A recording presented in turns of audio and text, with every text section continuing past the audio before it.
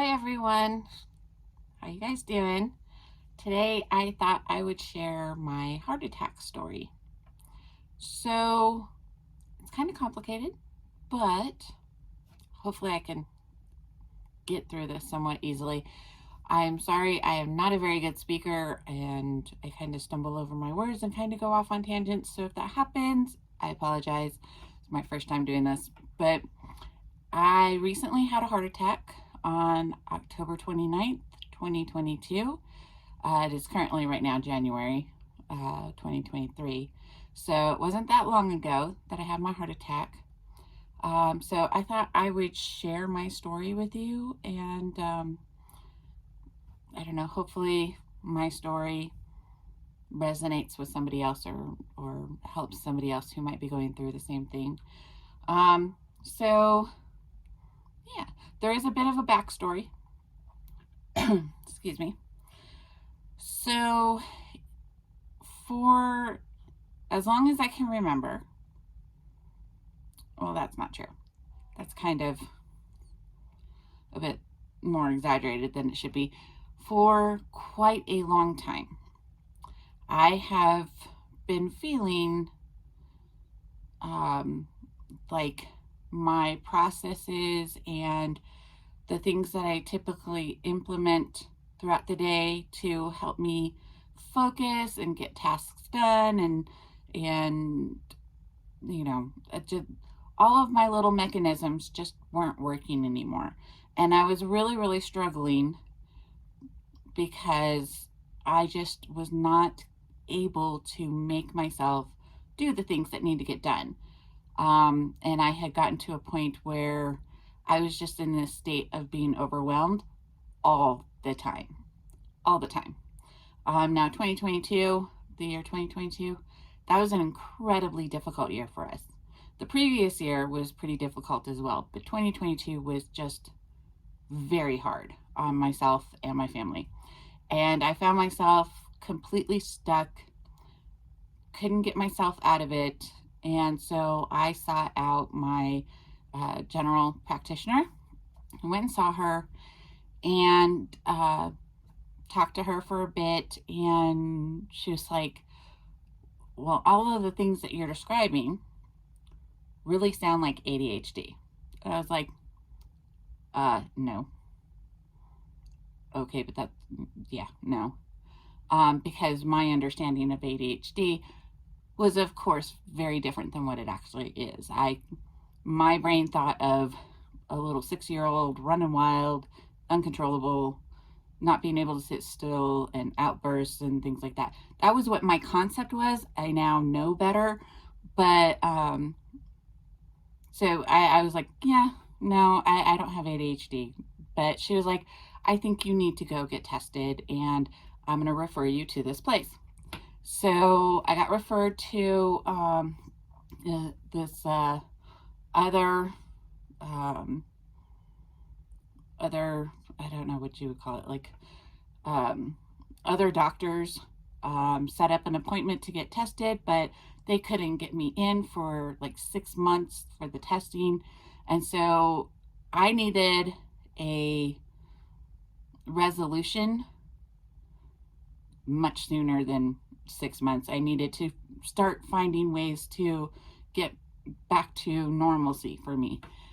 And so I started some counseling, and after a number of sessions of counseling, even my counselor was like, yeah, it definitely looks like ADHD, so you definitely need to go and be tested. And I was trying to continue that, but so the whole ADHD thing is actually kind of a separate story, which I'll do a different video about because I know that's not why you're here, but it does relate to my heart attack story. Long story short, because my counselor felt that it was probably ADHD, I went and did a whole bunch of research on my own. Thought, yeah, actually this kind of makes sense. So I went back to my general practitioner, and she prescribed me Adderall. And so I was on Adderall for a week. When I first started it, I was like, wow, this helps a lot. But I had side effects with the Adderall, and my dosage was supposed to last for about 12 hours, and then I was supposed to take another mini dosage to help extend it for another few hours. And my dosage wasn't working that long for me. I was lucky to get like 4 hours out of it. And so, and then I'd have a hard crash. Anyway, I was taking the Adderall and I started having some side effects from it. But I did notice that it was helping me in the areas that I needed the help, but the side effects were starting to kick my butt. One of them was that my mouth and my tongue were on fire all the time. It almost felt like I had like purposely like drank boiling, scalding hot water, and the whole inside of my mouth was burned, and my tongue was swelling, and it was not fun. But so that was one side effect. Another side effect that I had with it was that on day 7, especially, I mean, it kind of went along the whole time that I was on Adderall, but on day 7 especially, I woke up in the morning and I just did not feel right. And I took my Adderall for the morning, and I kept feeling worse and worse. My heart was just racing, and I could feel like shooting pain down the inside of my arm, my left arm. And my heart was just pounding, and my chest felt weird. And I felt really off. And I also felt very, very tired. Like I really could not keep my eyes open. So let's see, I took the dosage of Adderall, my morning dosage, at like 6:30 in the morning. By about 7 a.m., 7:30, I was crashed out. I just could not stay awake. And I had this pain in my arm, my left arm, and this weirdness in my chest. And I crashed. I fell asleep. I remember thinking though that, like not thinking, I remember dreaming while I was asleep. I was dreaming about being mad because my heartbeat was so loud in my ears and in my head. And it wouldn't, like, I was sitting there dreaming, telling my heart to shut up so I could sleep. It was so loud. I ended up sleeping that entire day, and just was totally out of it. That evening, my husband came home, and I was telling him, I really don't feel right. I'm not going to take my second dose of Adderall because something's not right. My husband, the previous year in 2021, he had an accident and had to have surgeries. And during the surgeries, they realized that, or prior to the surgery, they realized that he had really high blood pressure, that really should be monitored and taken care of. And so because of him, we had a blood pressure monitor at home so that he could check his blood pressure on a regular basis. So I was telling him about how I felt when he came home from work. And so he pulled out the blood pressure medicine. That's not what it is. The blood pressure machine, and pulled it out, and we took my blood pressure. On that day, that night, this is at, let's see, actually 6:30 in the morning. I take that back. We're going to rewind a little bit. At 6:30 in the morning when I took the Adderall, and I felt it in my chest, in my arm. I did take my blood pressure. I completely forgot that because like I said, I crashed out. But I did take it. And my blood pressure, which should normally be for most people 120/80, and your heart rate should be roughly 60, is what most people have. My blood pressure on that morning was 163/108, and my heart rate was 126. That's extremely high. But then I couldn't stay awake, and I fell asleep. And then when my husband came home, we checked it, and it was a full, actually, scratch that. We checked it in the PM.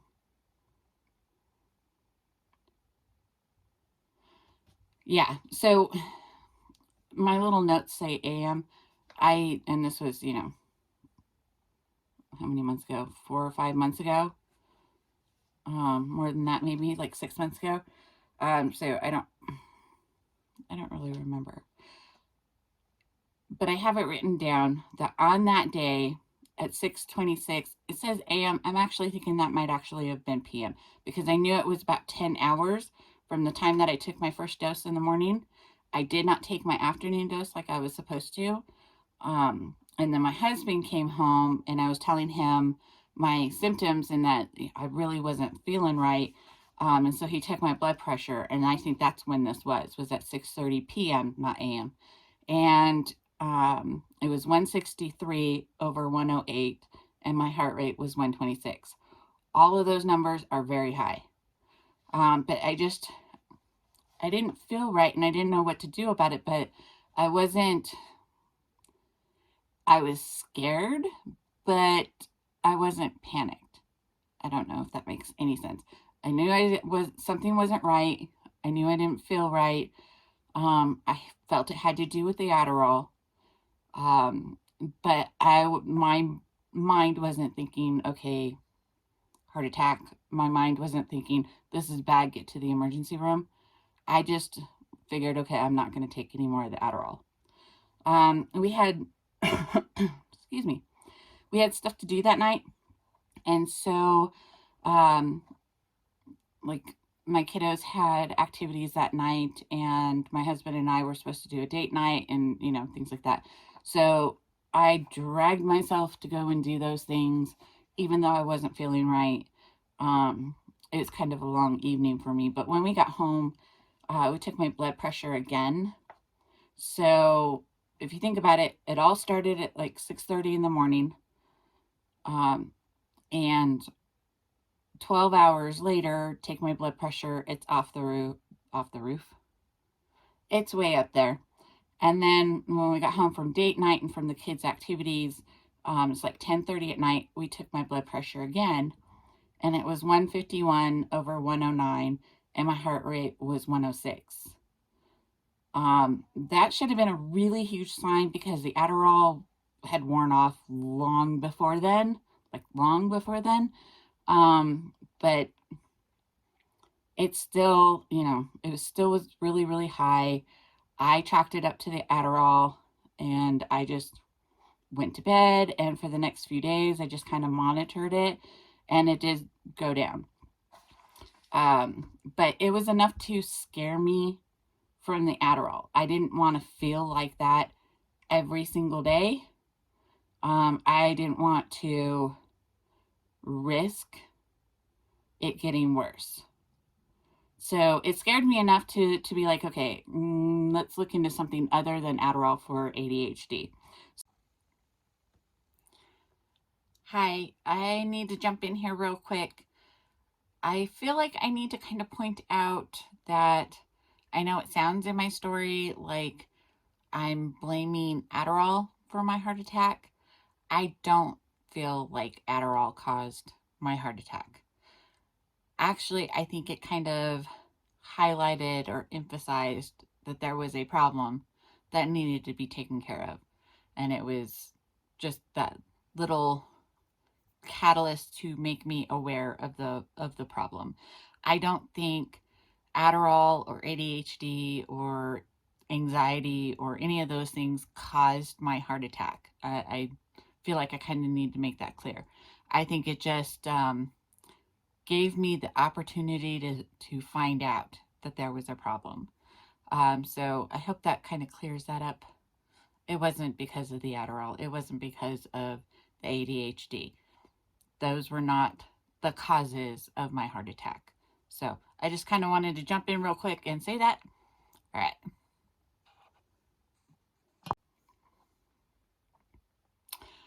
Another thing I should probably point out is that I know I don't mention this anywhere else, but I am a smoker. I have been smoking since I was a teenager, and that likely is a giant factor in why I had a heart attack. I have been smoking nonstop since I was a teenager, and I actually smoked quite a bit. So that probably is one of the major catalysts for it.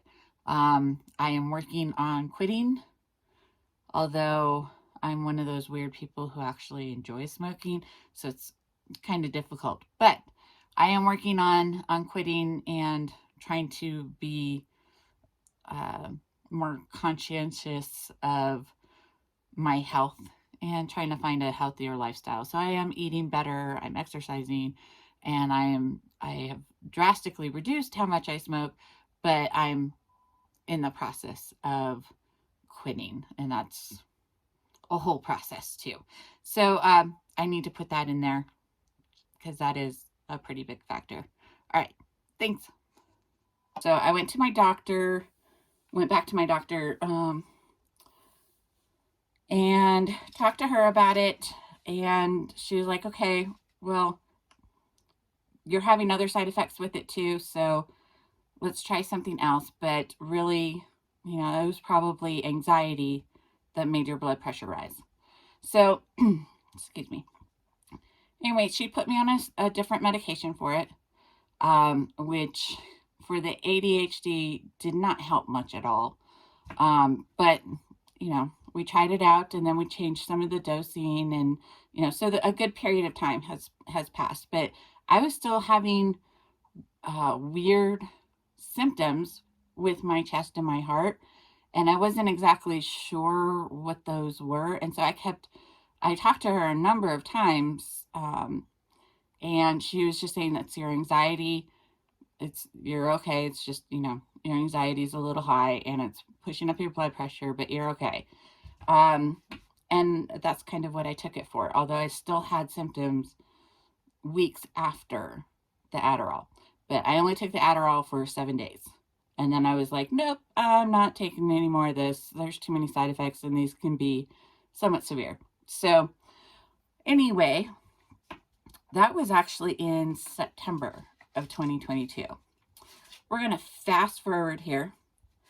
And between September and October 29th, which is when I had my heart attack, I did have a number of symptoms that I did talk to my general practitioner about.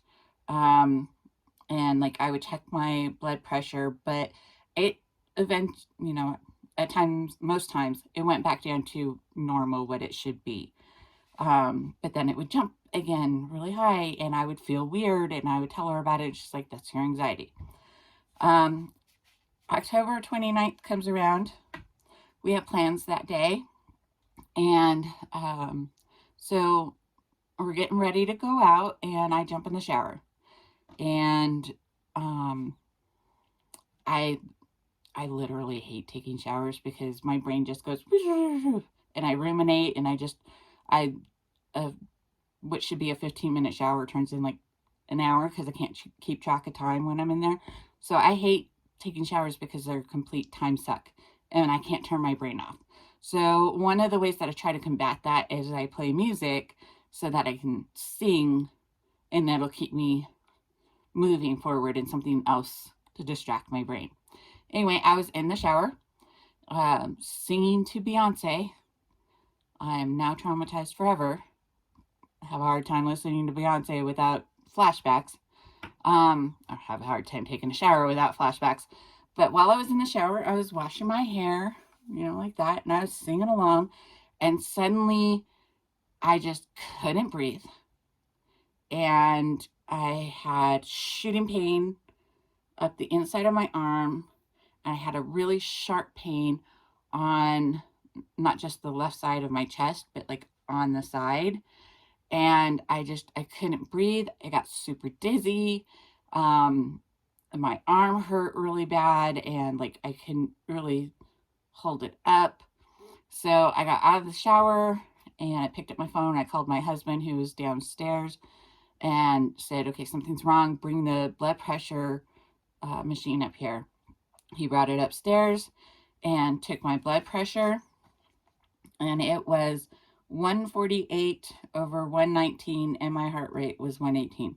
So it's not nearly as bad as it was with the Adderall, but this time the symptoms were really severe.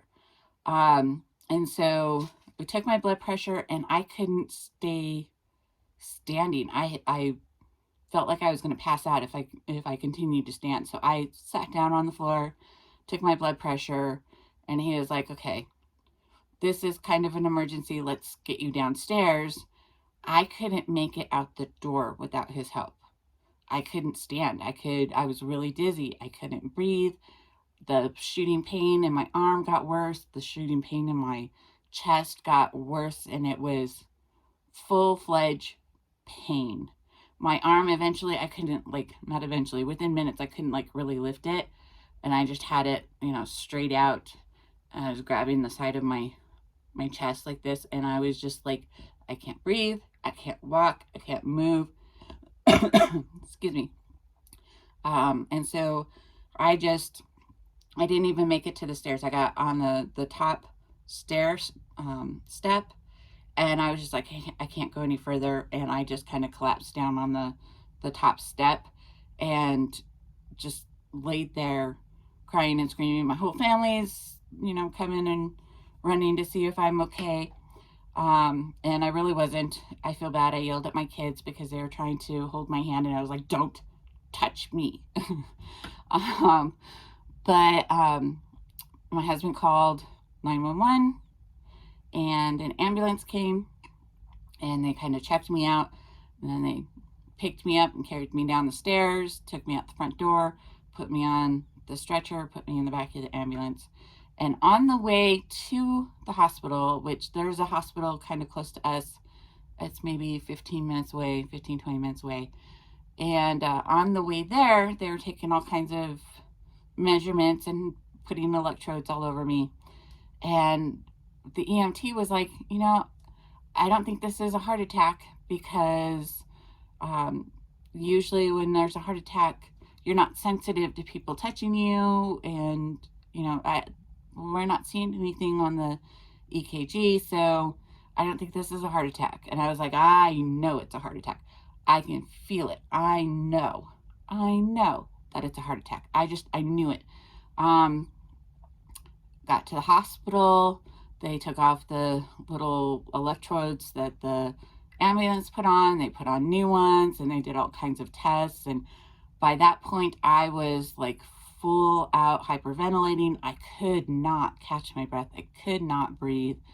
I struggled because they were trying to get a clear EKG reading, and they're like, okay, hold your breath. And I was like, I can't.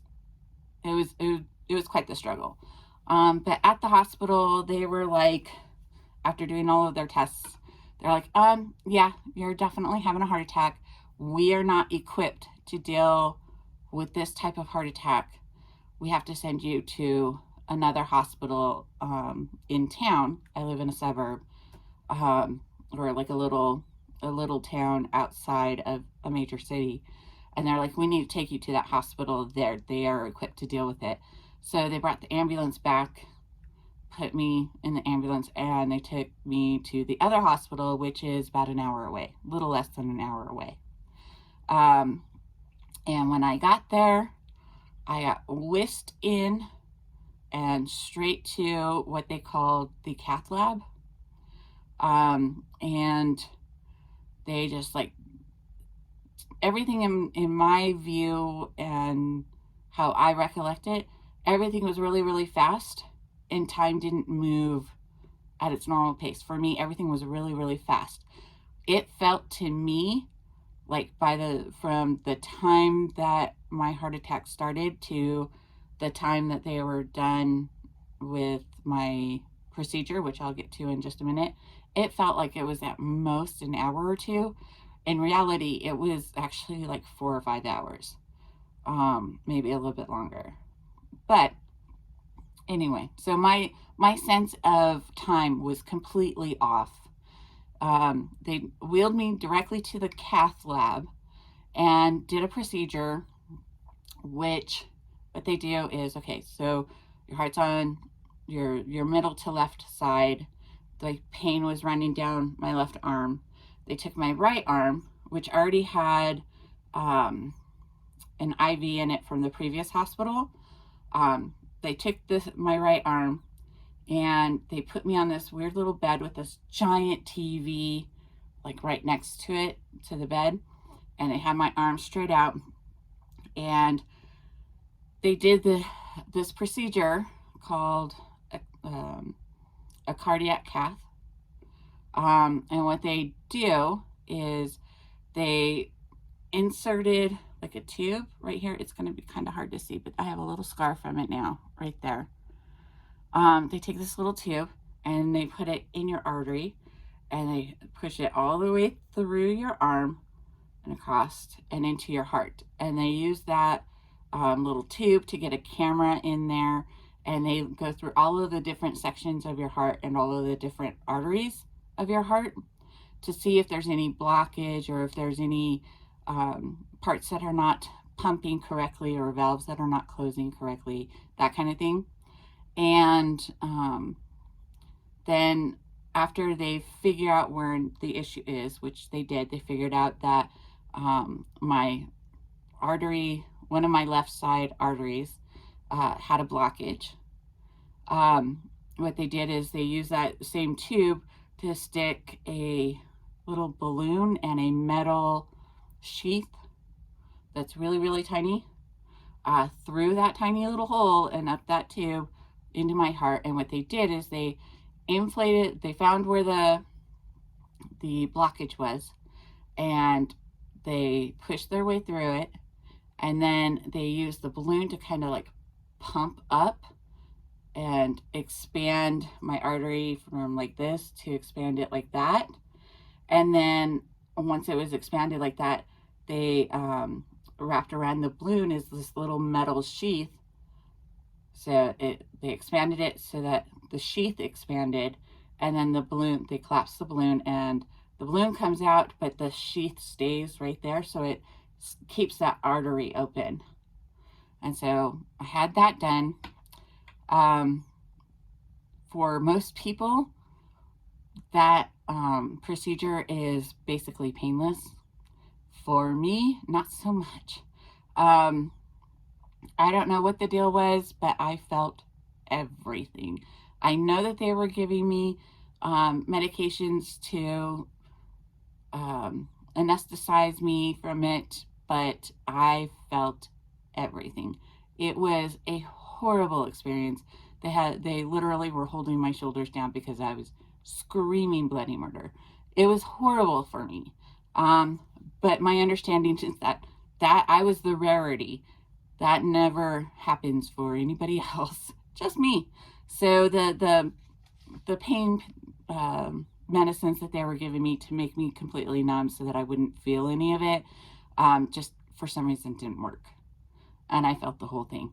And it was not fun. But I'm sorry, I don't want to scare off anybody who's getting this procedure done, because I am the rarity. Usually, like almost every time, the patient is like fully aware and is talking and doesn't feel a thing. I felt it all. Anyway, so after the stent was put in, they took me into the heart wing at the hospital and got me a bed and a room and all of that kind of stuff. And so so this is, where they inserted that tube right there. They have this little plastic bracelet that's like a air bubble on one side of it, on this side, and it's wrapped around your wrist, and they have it all pumped up. And what that does is that holds this closed, because A, it's an artery, and B, because of a heart attack, they were giving me blood thinners. And so you don't want to open artery when you're on blood thinners. So they have this little bubble bracelet that had air in it that would push this closed. So the entire time I was in the hospital, I couldn't use this arm. And that bracelet they, would every day would reduce it by a certain amount to allow this to heal. But I had that, and I had an IV in my hand. And so I really couldn't use my right arm while I was in the hospital. And then I also had more IVs. I had 2 more on my left arm as well. So once the stent was done, I felt so much better. I was in the hospital and traumatized and all of that, but like the pain in my chest went away, the pain in my arm went away. I still had a little bit of trouble breathing, but it wasn't that bad. So I was in the hospital for about 3 days, being monitored to make sure that my heart, went back to somewhat normal, and to make sure I could tolerate the medicines that I now have to take, and will likely take the rest of my life. So I was in the hospital for 3 days, and in that entire time, I couldn't really use my right arm because of where they inserted for the stent and the IVs and, the trauma to my arm of having the stent done. So when I left the hospital, I was given instructions, to kind of definitely take it easy, and, just try to use my arm, but don't push it, and that my arm should be back to normal within 7 days. And I now have a whole lot of medications I have to take every single day. But overall, I was doing much better than when I went in. So when I went for my follow-ups for both my heart and with my general practitioner, my follow-ups were 2 weeks later. I still couldn't use my arm at all. It was my arm.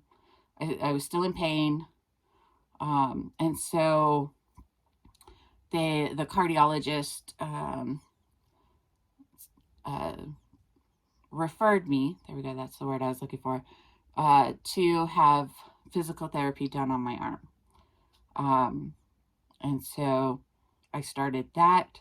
It took a month of physical therapy, of going twice a week for a month, to get use of my hand and my arm back, and back to the strength that it was prior to the heart attack. I still have issues with my arm, like my thumb, especially right along here, but even like inside here, all the way up my wrist. I have nerve pain. So it's like, unless you've ever had nerve pain, it's hard to describe. It's like a tingling, burning sensation, especially when it's lightly touched, and if it's moved just right. So right along my thumb here, the top of my thumb, and right along here, and partly down my arm. Now, when I first started physical therapy, it was like almost every finger, and especially on the back of my hand. But I couldn't like grasp anything. I couldn't like hold a pen. I couldn't twist my wrist. I couldn't pull my arm up. I couldn't straighten it. Yeah, it was kind of bad. So I had a month of physical therapy for that. Oh, sorry, ADHD tangent here. I forgot to tell you what the heart attack was. I had an LAD STEMI heart attack, which is basically a widowmaker. It's a very bad heart attack. The artery that was blocked, my left artery that was blocked, was 80% blocked. So it was a pretty bad heart attack. I was lucky to make it through that. So just if you wanted to know what type of heart attack it was an LAD STEMI heart attack. And then my cardiologist also referred me to go to cardiac rehab, which is where it's like a gym, and they hook you up to a whole lot of electrodes, and you have a little monitor that you carry around with you while you're there. And what they do is they give you a whole bunch of exercises to initially, it's like a stress test to see how much your heart can handle. So they had me do like the treadmill and a bike and a couple other machines to see what my heart could handle without me being overly stressed.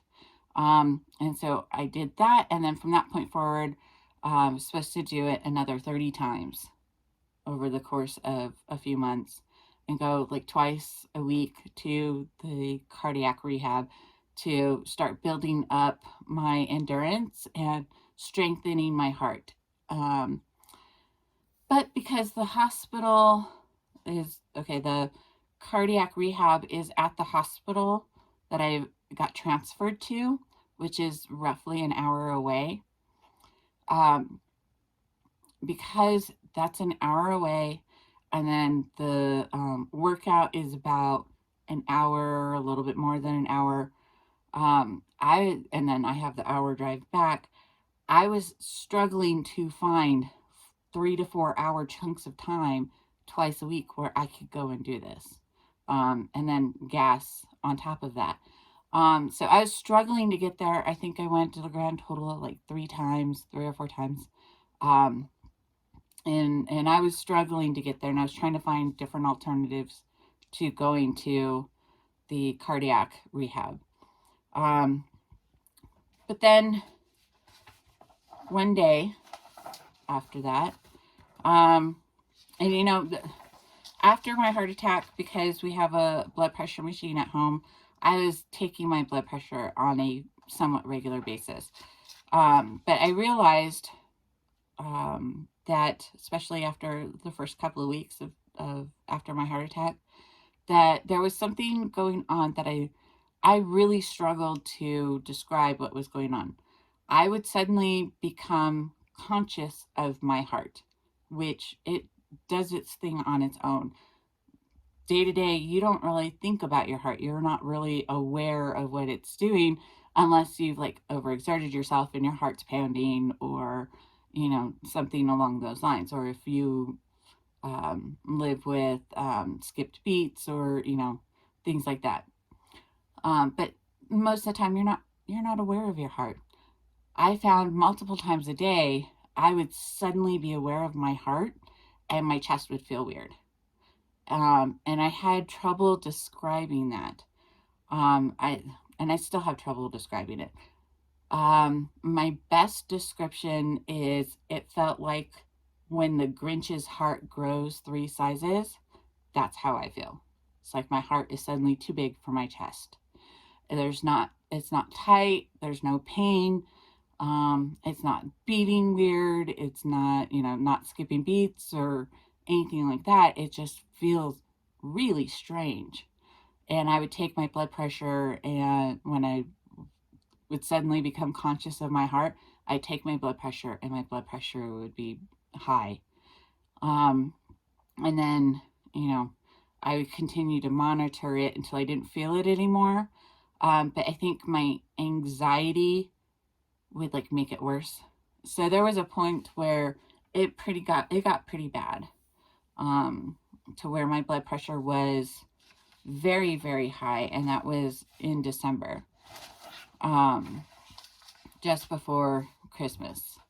I'd had those feelings a number of times since my heart attack, but there was one point in December where it was really bad, and I was kind of scared to be alone. But again, I didn't feel I needed to go to the emergency room because I wasn't having any pain, so I couldn't take, like I have nitro that I'm supposed to take if I have any heart pain, but I didn't have any pain.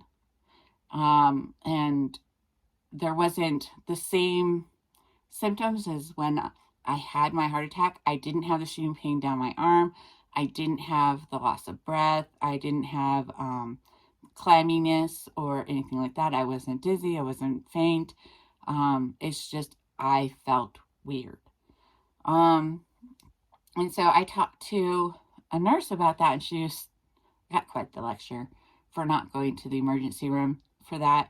But she's like, yeah, what a lot of people don't realize is that you are susceptible to another heart attack, and the symptoms for another heart attack might not be the same symptoms you had with your first heart attack. So yay for that. Didn't know that. So now I'm like, okay, anything majorly weird happens, I gotta go see a doctor right away. But because of that, and because of the lecture I got an emergency appointment with my cardiologist, and went to go see him. And he was like, your blood pressure is still pretty high. And what's even more concerning is your heart rate is consistently high, like all the time high. And so what we're going to do is I'm going to have you wear a heart monitor, which is this right here, for 2 weeks. So if you want to see, this is basically what it looks like right here. And so he was like, we're going to do that. And this will record every single heartbeat that I have, which it wasn't as concerning to me, but I would have, like flutters or skipped beats every once in a while. But I was more concerned about when my blood pressure would go up and I could feel it, and the weird sensation that I was having that my heart's too big for my chest sort of thing. He didn't like that explanation or that description. It didn't help him figure out what was going on. So he's like, so that we can actually see what's going on, we'll do the heart monitor, which is, again, what I'm wearing right here. So I have to wear this for 2 weeks. I don't take it off. It records every single heartbeat.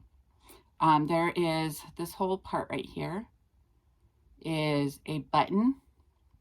And so whenever I have a symptom that I'm consciously aware of, I can press the button, and then I'm supposed to record either in an app or a little booklet, and I'll show you the booklet, with those symptoms, where, when it was, stuff like that. So when they get the report of this monitor, and it'll showcase every single heartbeat, at the date and time that I press this button, they can look at that on that report and say, oh, okay, this is what she's feeling, because the report will show what my heart was doing at that time. So when you log it and you press the button, you have to log the reason for pressing the button. So I'm going to hold this up. This is the little booklet that I got with the monitor, and you just put in the date and time. Check off one of these, or more if you need to, of these little symptoms here, which are, I pressed it because I felt anxious, arm or neck pain or tingling, chest pain or pressure, dizziness, fainted, lightheaded, pounding, fluttering or racing, short of breath, skipped or irregular beats, or other. And then it asks for how long did you feel it, 1 minute or less, 10 minutes or less, an hour or less, or more than an hour. And then it asks what you were doing at the time that you pressed the button, which you would write in down here at the bottom. So like if you were exercising, you'd write that in. If you were just sitting watching TV, or, driving, or playing with the kids, or cleaning the house, or doing absolutely nothing, watching YouTube, whatever it was that you were doing, they want to know, because if you were doing something active, like working out, that might make a difference on why your heart is doing what it's doing. Anyway, so there's also an app on my phone, on your phone, to complete these things. I'm more comfortable with the app because my phone is always with me, whereas if I'm out and about, I can easily forget this thing. So I've been wearing this for a week. I have another week to go. The process for putting this on was an interesting one. So went in to the cardiac center, I think it's called, and what they did is they had me take off my shirt, and then they wipe down this whole area with alcohol, and then they use this really odd looking razor and they shave that whole area along there. That whole area got shaved, and then they wipe it down with alcohol again, which is woo, yay, fun. And then they use this little paper. It actually is like sandpaper, and they scrub the whole area for like a really long time. It feels like a really long time. And you would think they're sanding down your skin, so it is definitely not a pleasant feeling, but your mind, or at least my mind, imagines that it hurts worse than it actually does. So when they're like, okay, we're going to start sanding you down, I'm like, okay, no. But it doesn't, the thought of them doing it is worse than when it was actually done. What it actually felt like was like 50 quadrillion cats all licking me in the same spot for a really long time, and it getting kind of raw because they were sitting there licking me. That's how my brain equated that. So it wasn't pleasant, but it wasn't the worst thing either. And then after they sanded the whole area down, then they did the alcohol again. Now that was a little bit more unpleasant than the sanding. That was not fun either. And then they stick it on, and they spend 2 minutes just rubbing this whole part on, and then another 2 minutes rubbing the other part on to make sure it adheres all the way around, and that it's supposed to stay, you know. And then they tell you not to take a shower or go work out or anything for at least 24 hours to allow the adhesive to basically cure. So didn't get to take a shower that day, didn't go and work out. I did notice the first day that there's already parts that were kind of peeling up a little bit. But my skin was pretty irritated. It still kind of is. You can still see a little bit of red all the way around it. And I've had it for tomorrow will be a week. And then they also tell you, by the way, if you hear any clicking noises, or if there's suddenly flashing lights, or if it gets a little too hot, take it off and call this number on the back of this book. So I was like, what are you doing? Are you like strapping a bomb to me or something? Because that was a little freaky. And he's like, no, seriously. But I was like, he's just joking. No, it literally says in the little booklet that if it does any of those things, if it's clicking, if the lights, there's lights on it, I guess, if it starts flashing, or if it gets hot, to call this number. I was like, okay. So my brain has had time to think about that. So I'm pretty sure, because when you press this button, you have to press it to the point where it clicks. I'm pretty sure if you're hearing a lot of clicks, it means this is pressed in constantly. That's what I think. That's my assumption that I'm making. So not dangerous, it's just constantly clicking, which is not going to help your reporting on the heartbeats. And then if the lights are flashing, that means that one of these connectors here is loose, it isn't connected right, or it got wet. And then if it's hot, that would mean the battery isn't working. I don't need to charge this or anything. It's good for the entire 2 weeks, but that's just, I think that's what they're referring to with those things, but it is kind of unsettling for the nurse to tell you that.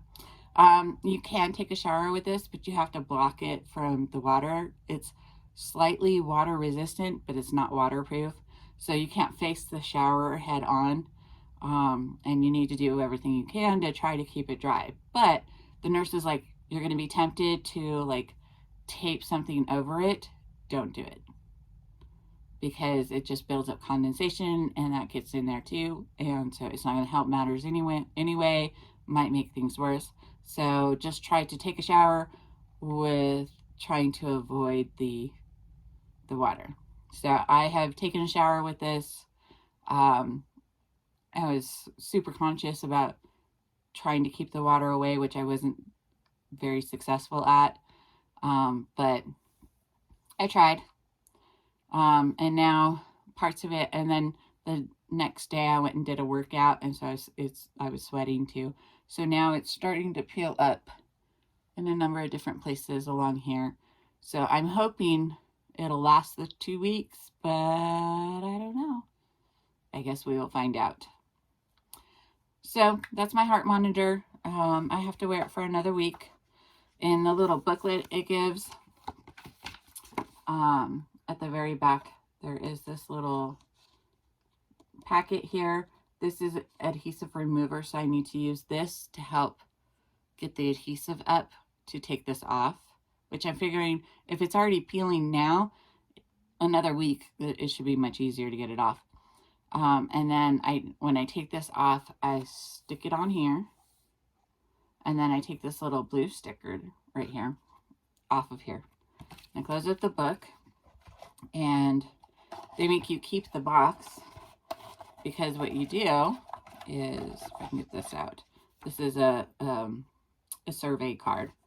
But what you do is, once you put your monitor back in the book, and you put your book in the box, and you close it and seal it up, and then once it's all sealed, you use the little sticker to, hold on, sorry, I know this is out of view, but so once it's all closed up and you stick that in, you use the sticker over this part to seal it, and then the other side it's already pre-labeled for mailing it. So I was told on February 1st, 2023 is the day that I can take this off, anytime after 8 a.m. But I have to mail it or get it in the mail the same day that I take it off. So, and then it takes quite a while, I guess, for the results to get to the doctor. I guess they do like a multi-page report and talk about all of the different heartbeats and what it picked up, and the times that I indicated there was an issue and what that showed. It'll also show if there were issues that I was not conscious of and did not press the button for. So my understanding is it takes quite a while for that report to be made and then sent to your cardiologist. So my cardiologist doesn't need to see me or doesn't want to see me. It's January now. He doesn't want to see me until May. So that's an awfully long time. But it also told me that he wasn't really too concerned with what my heart was doing, because I would think that if that was something that was concerning, he'd want to see me long before May. So I'm taking that as a sign of it's okay, but they're just trying to double check. That's how I'm going to take it. So when I take this off, I'll probably add to this video so you can see me taking this off. And then, down the line, when I get the report back, I'll let you guys know what it found. In terms of the heart monitor and living with it every day, it does itch. It itches quite a bit. I think it has more to do with because the abrasion of the skin. So it does itch quite a bit. And then there's this weird little gap here, which my finger can go behind it, behind this part of it. That gap, so when I move just right, like especially if I come in like this, it creates that gap. That gap feels like this is coming off, and so I'm like jolted to like press it back on. I have a feeling that's done on purpose so that people like me who sleep on their sides and they're kind of scrunched up, so it doesn't hurt the skin underneath this. I think that's probably why they do it. So there is this gap here, which can make it feel odd, like it's coming off, but it's really not. And sleeping with it is interesting, because I've woken myself up and caught myself actually like kind of pulling at it because it's a foreign object on your body, and so it's just odd. It does take a little getting used to. I know I have pressed the button in my sleep, but like I don't know if there was something really going on with my heart or if I was just dreaming that there was something going on with my heart, because I can feel this, I'm conscious of it all the time. Um, so I don't know. It'll be interesting to see what the report says. But I know a couple of times I've like semi woken up and hit the button and then just went back to sleep. So I have no idea what time that was. I have no idea what the symptom was. I just know I've done it. And I'm not sure if it was because my heart was actually doing something or because I was dreaming that it was doing something. I don't know. So hopefully that is something that will be addressed in the report. But as soon as I get the report, I will fill you guys all in. I still continue to monitor my blood pressure and especially my heart rate. They told me to watch that a bit more than the blood pressure because my heart rate is almost always consistently high. But I keep track of it. I check it multiple times a day. I especially watch it while I am exercising or when I have a particularly active day. In terms of like my heart attack, a lot of people say, okay, once you're past your heart attack and you've had your procedures done, that you are going to feel so much better than you have in a really long time. In a couple of ways that's true for me, but for the most part, it's not. I still have all of the issues that I was dealing with prior to my heart attack. So, like a lot of the ADHD stuff, and being short of breath and being extremely tired. I still have all of those things. Now, I can't take any of the medications right now for ADHD, so I'm kind of stuck where I'm at on that. And so we're looking at alternatives of what I can do for it. But that'll be a totally different video. I'll get into the ADHD stuff in another video. But I'm still incredibly exhausted. I feel like I have like this much energy, and once that's depleted, I am out. And it's hard to rebuild that energy. So I might have, a normal amount of energy, might be able to get a whole bunch of things done on Monday. By Wednesday, I cannot function. I am so tired, and I have to try to recoup all of that energy. And so I find myself just literally, like, if I sit down, I'm out. I'm like, I can't find enough energy to be able to do things. After the heart attack, when I got out of the hospital, they gave me a step goal of 600 steps, which that's really, if you think about your regular day, that's like this many, it's like a fraction of the steps you normally take. It took me well over 2 weeks to be able to consistently hit that 600 steps every day. It's now January. I had my heart attack October 29th. So it's been about 2 months, almost 2 months. And I've now worked my way up to where I'm consistently every day. I might miss a Sunday here or there, but every day I've worked it up to 2,000 or more steps a day, which is still really, really low than your normal average steps every day. So I'm lagging behind, and I'm having a lot of trouble finding the energy to just move forward. So that's another thing that both my general practitioner and my cardiologist are going to kind of keep an eye on, it's another thing to try to work through, I guess. And I do go, oh, the other thing was the cardiac rehab, and I was having trouble getting there. So I talked to the cardiologist when he ordered this, and told him it's really hard for me to get here over to the cardiac rehab twice a week and carve out that big chunk of time to be able to do it. And so I asked, can I just go to a gym that's literally right down the street from me? And he said, we're not getting all of the statistics and the information that we would get from the cardiac rehab. We get a lot of information from that because you're hooked up to electrodes and they're able to monitor your heart while you're doing the exercising.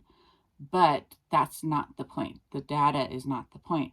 The point is you being active and building the strength in your heart. That is more important. So if it is easier for you to get to a gym down the street and you're more likely to go and do it, then do that.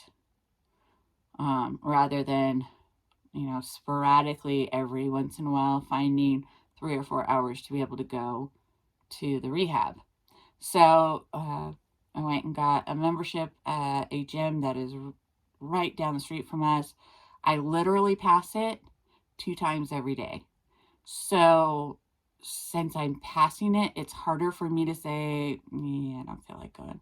It's harder for me to say, well, gas money and it's so much effort, and it's harder for me to allow myself to not do it or find reasons not to do it.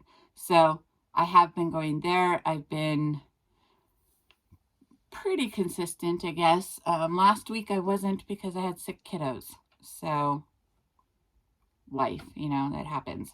So, but I try to get there at least twice a week. I do, what is that thing called? The treadmill, the bike, the stationary bike, the elliptical, and, some of the rowing, all of the cardiac ones where they have the metal part on the handles where when you hold on to it, it monitors your heart, or gives you your heart rate. So that way I can watch that and make sure I'm not pushing my heart too hard. I have a line, a limit on my heart rate for when I'm exercising, and that's 140 beats. And so if I'm exercising and my heart rate gets beyond 140 or even 145, then I need to tone it back down, because that's pushing my heart a little too hard. That's the hard line that they gave me, is 145 beats. And so I only use the machines that have the metal on the bars that reads your heartbeat as you're working out. And I've been doing pretty good with that, but again, I have no energy. So if I use all of my energy to go do an exercise or to go and exercise, then I am done on energy after that. So we'll see how it goes. I mean, I don't know what I or the doctors could do about that, but right now we're in a holding pattern, waiting to see what this says. And then for the ADHD, I can't take any medications for it right now because they're all stimulants. Well, there are non-stimulant ADHD meds, but that's a whole different thing. So yeah, the ADHD thing, I'll do a different video on that and my journey with that. But for right now, I can't take any medications to help me with that. So I'm where I'm at. It's basically just chugging along, trying to accomplish something. Like, I have small little goals. I'm like, yay, I got a load of laundry done. Woo! And I celebrate that because I was able to accomplish at least something. And I'm holding on to those little victories and hoping that over time I can get bigger and bigger victories. So anyway, if if you have any questions, let me know. I will do my best to answer them. I don't know if I can answer them, but I will definitely try. Or if you want to share your heart story, leave comments. Please, if you liked this video, press the like button. I hope to have a whole lot more content coming on this channel soon. So hit the subscribe button if you'd like to see more. Yeah, that's where we are. I'll keep you guys updated. All right, guys. Thank you so much. Bye.